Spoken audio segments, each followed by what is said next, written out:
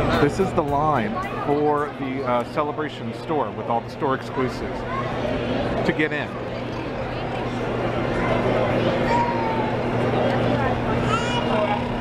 It's definitely getting more and more crowded here this morning. I'm headed to the Fantasy Flight Games panel. I understand they played a trailer for it yesterday that might have broke the internet. Yes, we're going to have some amazing games for this. Yeah. No, I'm not going to talk about them today. All right? Just stay tuned. Yeah, so I just want to get that out of the way because that's one of the first questions we get asked a lot.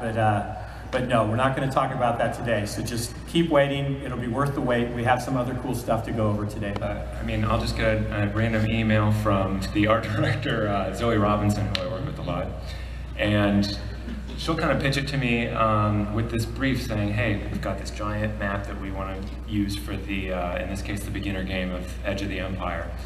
And the way she put it to me was that she loved to call it the dollhouse because, at least in particular with that game, it was going to be a ship that your player characters had to steal, and then it could be your ship for whatever other adventures you wanted to run later on. So the goal with it, aside from what was expressly stated to me in the brief, was to make it really a piece of floating hardware that people would want their characters to spend time in and make their own. So how'd you get to the sketch? So the sketch, she told me basically we wanted it to be kind of like a cutaway view, so that you could get a good amount of outside detail, and then also see all the compartments of the freighter as well. So I took a lot of inspiration from the awesome cross sections books from like the 90s and stuff. They're just crazy, mind-blowing detail. And used a lot of reference of the ship itself to know where to lay things out. And yeah, just tried to basically put as much detail in the sketch as I could. It needed to go to Lucasfilm licensing for approval on their end before we could get into the final work on it. I really like how you got like the Mos Eisley type thing going on, right? Yeah.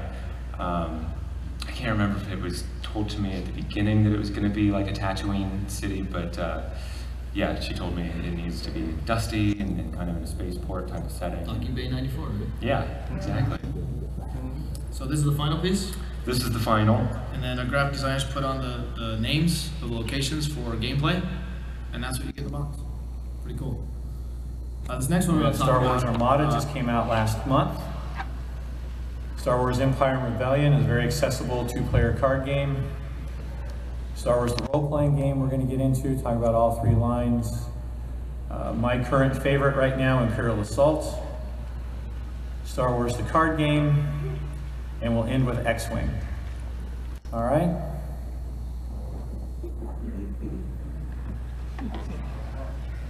Oh yes. Yeah. It's a trap. That's for my son out there. That's his favorite line in the third movie, yes. As he's ducking his head embarrassed now. So, Star Wars Armada, one of the things that we say in the office about it, it's kind of like, it's the Battle of Endor in a box, right? So, who's ever wanted to command an Imperial Star Destroyer? Yes, yes, right? This is the game that lets you do not only that, but to be a fleet admiral for the Empire or the Rebellion, whichever you prefer. You're going to make all the decisions. These are huge behemoth capital ships that have thousands of crew members, and you're going to be the admiral that just determines victory or defeat for them. It has amazing components in it, new captains, new commanders, new upgrades, plus some other new ships as well, which I think we go into here a little bit. Here we see the Victory class, again with new commanders, new upgrades. The Gladiator class. That's one of my personal favorites. For those of you that know Droids cartoon, that's what this is from. Good old Screed, you remember him? Yeah. You can actually play him. He comes in that expansion. And I think that speaks to, as he was working on that, that was something that he really pushed for, because again, we have a personal connection to this too, right? This is stuff that we are so excited to be working on. There's times in the office where we're going over product specs. I get involved in some of these vision meetings. I remember actually a story with Steve early on in the X-Wing development process, and we were looking at a certain Imperial pilot, and him and I must have watched the last 15 minutes of Star Wars for half a day, freezing scenes and going over that, and yes, we got paid to do that. Get him to talk about Empire versus Rebellion. So this is a fun little card game. It's 2-player. It's $12.95. It's one of those things you just toss in your backpack, take on a trip. It's a lot of fun. It's something we kind of refer to as a game of blackjack, because what you're trying to do is basically win objectives and get 7 victory points worth of that. So this one's worth 1 in this case. And your objective value is your number to hit, right? So you're trying to get to 13 instead of 21. And you can only do it with 4 cards. And the twist then is you have these different card values. You have 4 suits, and you have card values 1 through 6. And each type of card, whether it's diplomacy or military, each one has a different ability. So you can discard your opponent's card, or you can refresh your card and use it again. There's a lot of cool combos you can do between the card effects, and of course the characters are present and have special abilities. And you'll notice. All right, a role-playing game. Like I said before, I talked about who wants to have adventures like Luke Skywalker, Han Solo. This is one of the best ways to do that. It's very, very exciting.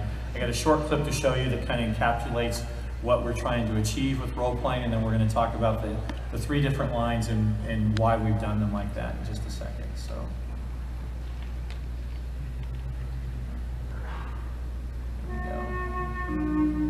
Edge of the Empire is an exciting role-playing game that's just the first of the entire Star Wars experience that Fantasy Flight Games is going to deliver with its role-playing lines. Early on in the process, we realized that we're not just really designing one role-playing game, but we're designing an entire experience. And that experience needs to reflect Star Wars. But since Star Wars means so many different things to so many different people, after some original meetings, we realized that just one game book was not going to do it. There's going to be the Edge of the Empire, Age of Rebellion, and Force and Destiny. And these 3 games are going to each explore one of the core facets of the Star Wars universe. Our first game, Edge of the Empire, we wanted to focus on the experience of smugglers, of bounty hunters, of fringers, people living on the edges of civilization, figuratively and literally. When we get to Age of Rebellion, we're going to be able to go extremely deep into this military struggle, into the spies, into the diplomats, what this is really like playing this small band of rebels that is hopelessly outnumbered in the struggles that they face. And then when we get to Force and Destiny, we can really explore the Force in amazing detail and depth that we would never be able to do if it was just part of a bigger book that tried to cover everything.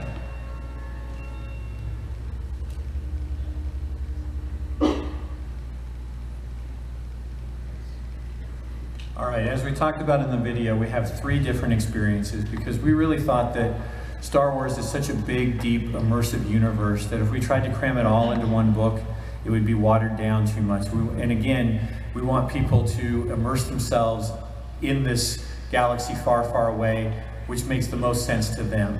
So different groups want to play different parts of the setting, want to have different adventures. So we've created 3 different games that will each stand on their own. If you just want to play Edge of the Empire and play the smugglers and bounty hunters and that grittier side and not touch the rest of it, you have got a huge experience with lots of different expansions, and you could just play for years and years like that. If you want to be a rebel cell that's trying to overthrow the Empire, you saw there was a little rebel symbol by my name, so it tells you where my loyalty lies. You can do that as well. If you want to be an amazing Jedi and do all sorts of cool stuff, that option allows you. But then they're also like toolboxes. You can mix and match them however you want. I started out in a campaign in the office with Edge of the Empire playing a Force-sensitive Fringer who ended up playing all the way through and is now a very Force-enabled Jedi-like character in Force and Destiny, going around and has built a lightsaber doing amazingly cool stuff. So that was what we tried to do, and for each of these games we're talking about, so Edge of the Empire, this is the beginner box.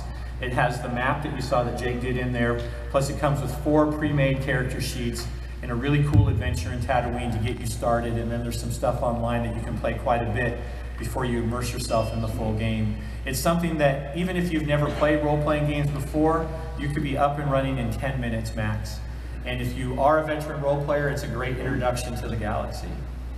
And then, like I said, from there we have this core rule book and a lot of supplements. And here I'm going to kind of turn this over to Sterling, who did a lot of work on this line and all of our lines, just to kind of talk about the differences in the challenges of having one cohesive universe that's broken into 3 and making them all vibrant.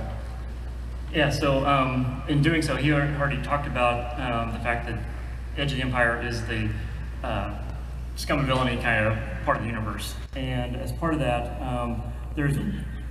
even though the mechanics are basically the same through the 3 lines, there is a difference in that this one has a mechanic called obligation. And basically that's your character always owes somebody or basically owes somebody something. So the easy example is Han Solo owes Jabba the Hutt a whole lot of credits. But there are different variations of that, favors and what have you. And so that you actually make that choice before you make your character. So that's Jay Little, who was the designer on this. He was very adamant about having that angle with it. So then in the other lines, you have duty and Age of Rebellion, and then you have morality in Force and Destiny, which is dark side, light side, good, evil, that kind of thing. And so it really focuses those characters kind of at least a little bit on those core ideas of that game line. And then of course all the other stuff that comes along with it. The Edge of the Empire has more NPCs that are scum and villainy. If you really want to take on the Imperials and really want to know more about the Rebellion and really want to do like fleet combat, that's Age of Rebellion. And then Force and Destiny, the beta has been out, but that's not, the core book is out later this year. All right, and then we'll talk about Age of Rebellion a little bit. Again, that's the one we talked about. This is the intro product to that. It's very accessible. I had a blast running my family through it. They were able to survive, luckily. It gives you that whole Rebellion experience. And even though, like I said, that these are separate games that you can play on their own and toolbox them the way you want, you can mix them, you really can mix and match them. You could have an Age of Rebellion character running around with characters from Edge of the Empire or from Force and Destiny. We're playing in another Force and Destiny campaign where all of us were playing Jedi on the run, except for one of the guys on my team wanted to be a hired gun for some reason and not use the Force. But okay. I don't know what he was thinking. It's Anton in at the booth. You could ask him. I don't know. But it worked seamlessly. There were no problems with it at all, and he was even helpful, so it was great, right? So, but again, this beginner experience has stuff for people who have never played, and is still immersive for veteran people as well. Creates a lot of cool water cooler moments in itself right there, and then that leads into the big core book for that. Is there anything interesting about Age of Rebellion itself that you wanted to talk about, Sterling? I'm sure. Put him on. No. So with like I said, Age of Rebellion has more of the ship combat in it. It's more so than we had in Edge, more capital ships. But it's also really more about Rebellion versus the Empire. And so if you're looking for the you want to take the fight to the Empire, this is actually the game for that. One thing I wanted to go back to though on the beginner games, for those of you who haven't played an RPG before, or even if you have, one nice thing about the beginner games is that even if you've never been a game master, you can still sit down and basically play with people who've never played either, because as you go through the adventure page by page, it basically lays out, okay, for this encounter you're going to use these 3 rules. It introduces it in a very piecemeal kind of fashion, and then by the time you get to the end, you've basically learned the game. And also, by the way, there's different portfolios, so you're actually advancing your character as you go, and it's telling you how to do that step by step. And so if you do this over the course of even just an evening, you can pick up the game pretty quickly. And then when you need more of the details of how certain rules work, or you want more equipment, or actually how to make a character, then you get into the big core rule books. Age of Rebellion has each book has usually a different set of species also, so that are more iconic to those particular games. There's a little bit of overlap, but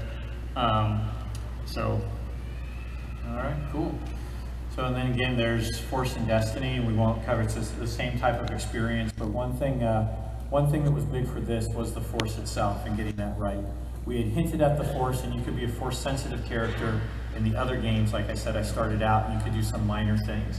But this game allows you to go and be a very, very powerful Force-using character, Jedi-like level of character as you go forward, doing all the things that you've seen in the movies and more, but it had to feel that way. This one went probably through the most play testing of all three of the lines, because we knew how important that was going to be, and it had to be right. It just had to be right, and there were a lot of challenges there.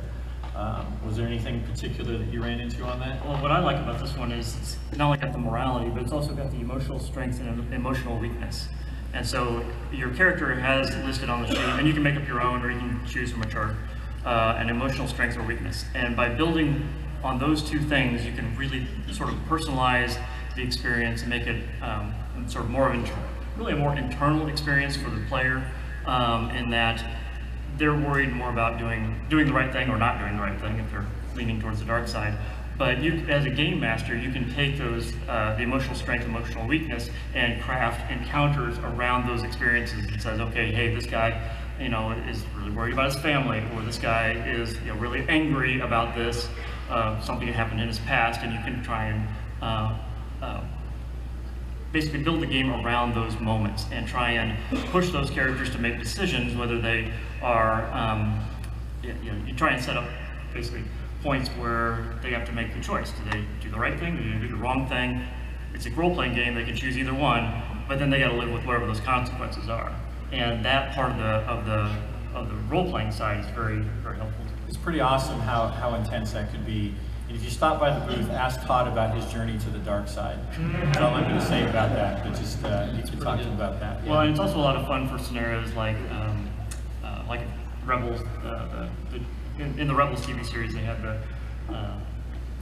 the Temple on Lothal that they found, the cave experience on Dagobah. These are all things that you can easily do with this part of the game. Yeah, absolutely. Thank you, Sterling.